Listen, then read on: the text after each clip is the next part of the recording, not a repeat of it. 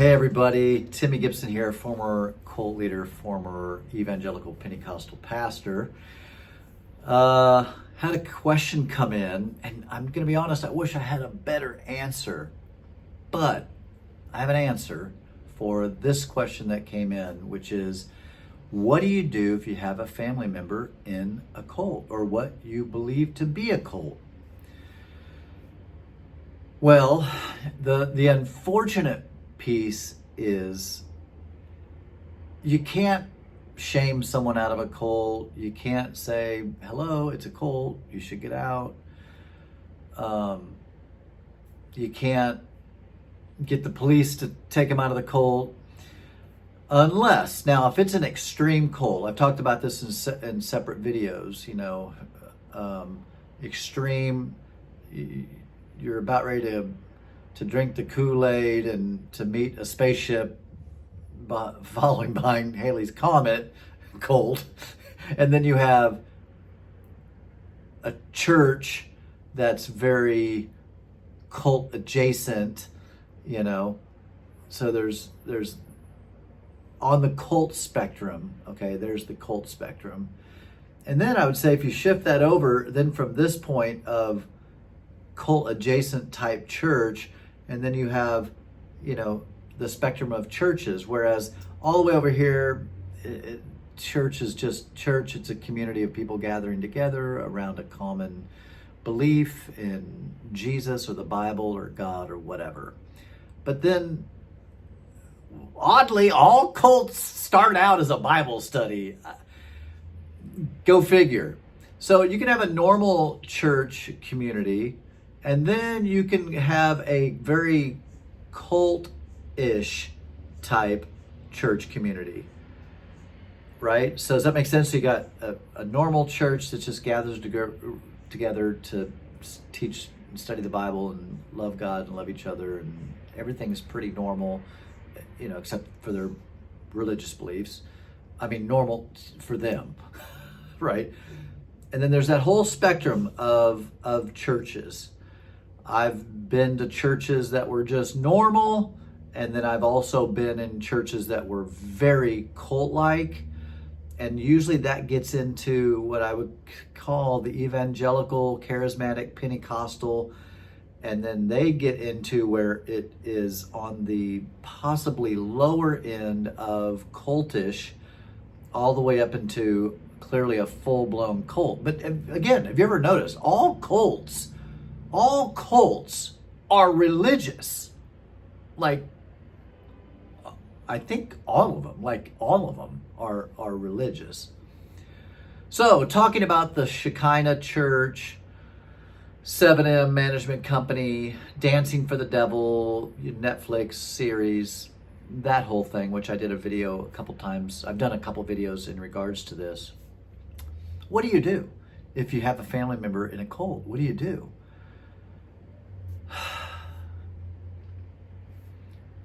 Really, all you can do is be kind, supportive, but ask questions. I think that's important, is ask questions. And because someone in a cult, down deep, they recognize that, typically, not always, but typically down deep, they kind of feel like maybe something's a little off. But I have been in cult-like churches, okay? Very cult-like. To where you buy into the message a little bit, but then there are things that go on that it makes you, you know what I mean? Like, it makes you go, wait a minute. So if you have a family member in a cult, and hopefully you still have a relationship with them, and if you do, be kind, caring, loving, thoughtful, stay in contact with them, but ask questions. Ask questions. probing questions are fine. I remember when I was in that world, again, cult adjacent. It was very big in the circles that I ran in. Again, the Pentecostal, charismatic type movements have this real man of God. The pastor is the man of God, which is just bull crap. It's just so, and I've been there, and I've been the one that was called the man of God. It's just a crack of crock. It's a crock of crap. It's a crap of crock. It's a crap of. It's a crock of crap. I can't even get my quotes right. And I remember that it fed my ego big time, and you kind of almost start believing that hey, I'm God's special gift. Like, I'm God's voice in this world. And these thoughts and beliefs and perspectives come from the Bible. Now, I would say they come from misreading the Bible. All truth out here. I don't believe the Bible is the Word of God. I believe it's just the word of man about God, or about who they think, what they think God is, right? Whether God exists or not, I do not know. But I really feel that it's, because here's why I say this. There are normal churches that I would say there's no danger going to, there's no threat, there's no danger, it's safe. But there are a lot of churches, clearly, like the Shekinah Church, that aren't safe, and they are dangerous, and they are teaching false precepts. They're teaching false doctrine. You could even ask, matter of fact, I still have some friends in the ministry that are pastors. They would watch the Dancing for the Devil docuseries and be like, whoa, that is cultish. That's weird, right? So even in the Christian world, there are those that are very safe, and it's a good place for community and to find friends and all that stuff. Totally fine. But what we're talking about is where it gets a little squirrely and it gets a little dangerous. And there is just really nothing that you can do, except if it's the kind of cult that you could, very cult adjacent, I would just say go to the services with your loved one and kind of see what's going on, take good notes, seek counsel. But unfortunately,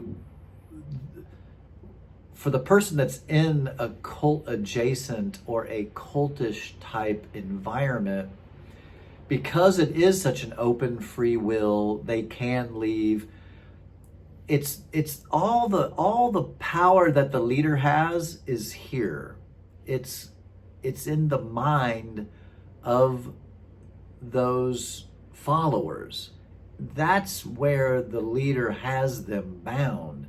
So they do self-regulation, right? If someone questions them about, or says something about, is this a cult? This seems weird.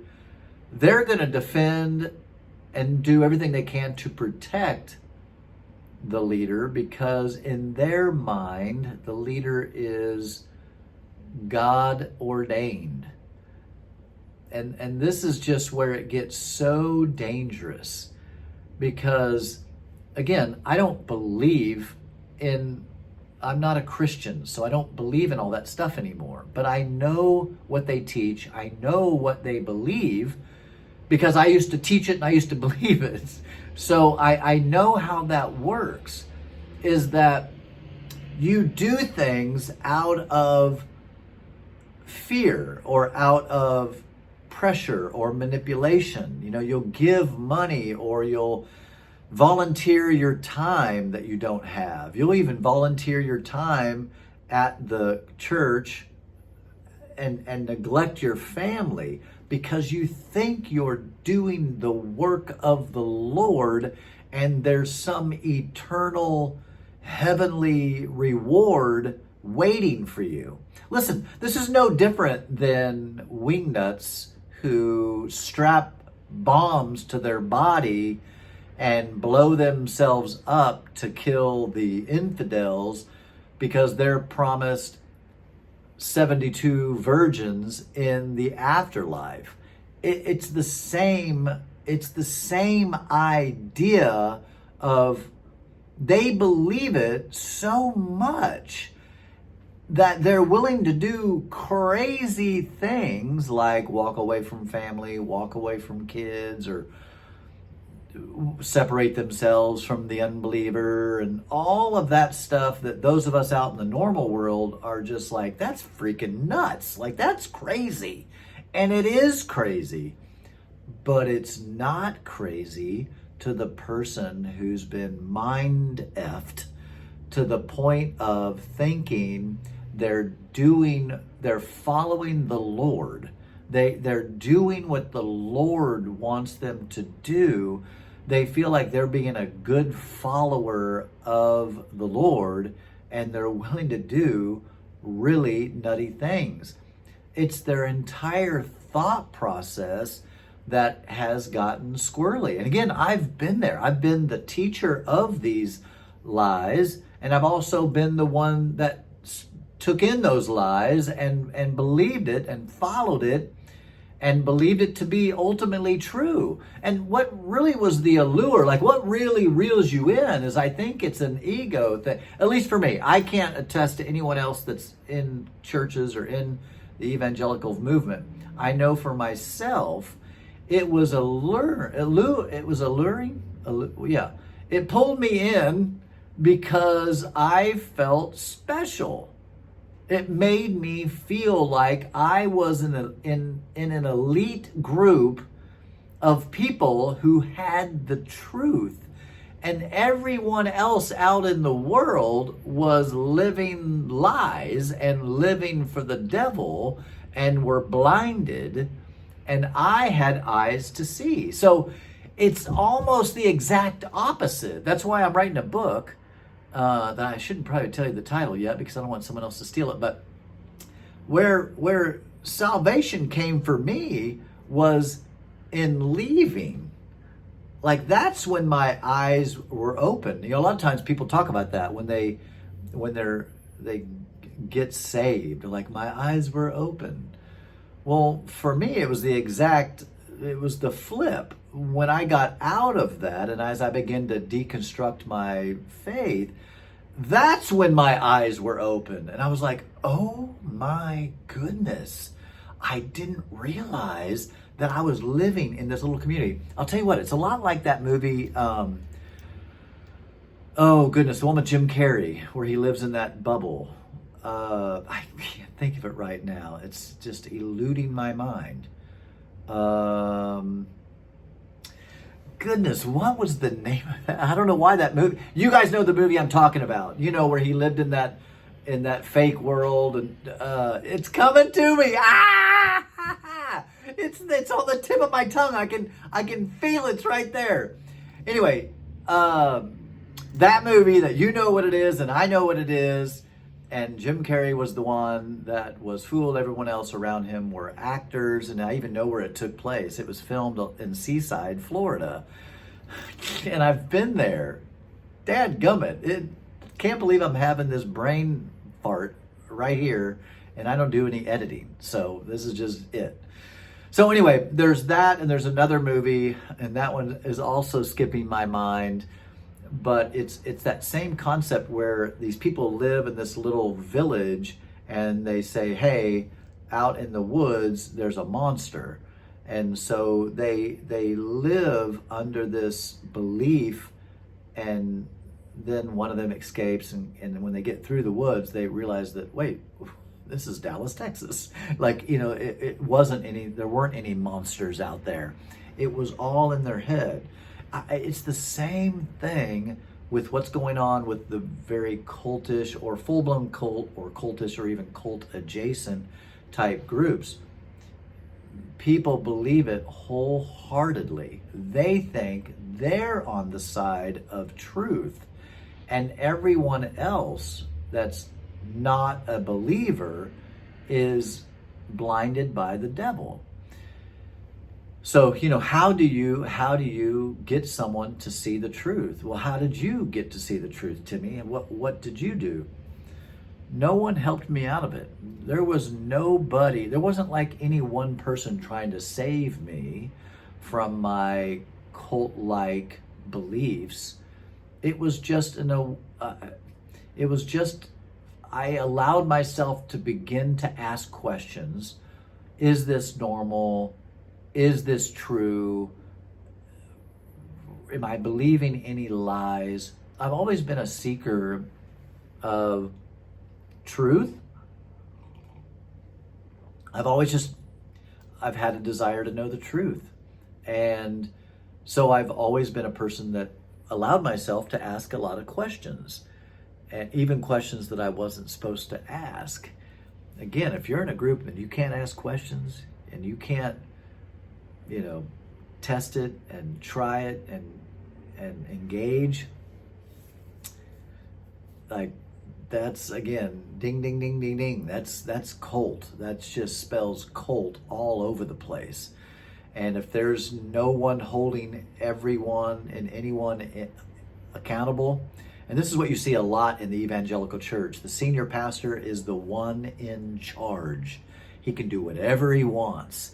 Now, he'll have what looks like accountability. He'll have elders or deacons or staff, but they're all brainwashed too. And they all think the pastor is also the man of God and that they should follow his lead. And oftentimes that's because, they're paying the salary, they're doing all of that. I've been there. I've worked at churches where the pastor was very cult-like. There was a very cult-like following, and there was no real accountability. There were no checks and balances, and it was just whatever the pastor said went. So anyway, more on this later. Thanks, guys. Subscribe, click, make comments, follow me on Instagram. Just my name, you'll find me. Peace, everybody.